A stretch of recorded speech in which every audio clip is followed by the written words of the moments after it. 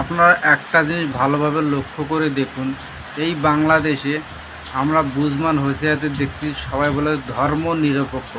বুঝলাম ধর্ম নিরপেক্ষ, কিন্তু এখানে দেখুন এই যে নিতাইবাবু একজন মন্ত্রী, সে কিনা তার এলাকায় ৩৫ জন হিন্দু শিক্ষার্থীকে উপবৃত্তি দিয়েছে।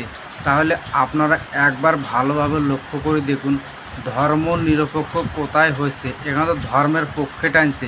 আসলে এখানে কি মুসলমানের বেলায় ধর্ম নিরপেক্ষ? এখানে একটা আপনারা ভালোভাবে লক্ষ্য করে দেখুন, এই বাংলাদেশে কে জামাত কে বিএনপি এটা দেখার সময় নেই, কিন্তু কথা হলো যে দেশটাকে শান্তিতে রাখতে চাইছে বর্তমান সরকার এবং বিরোধী দল সবাই শান্তিতে রাখতে চাইছে।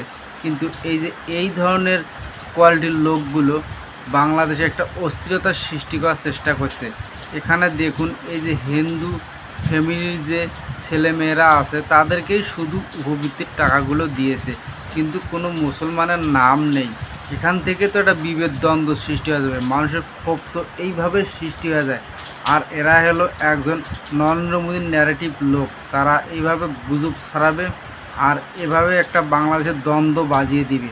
যখন হিন্দু মুসলিম দ্বন্দ্ব বাজিয়ে যাবে, তারা কিন্তু এ দেশ ছেড়ে ভারতে চলে যাবে।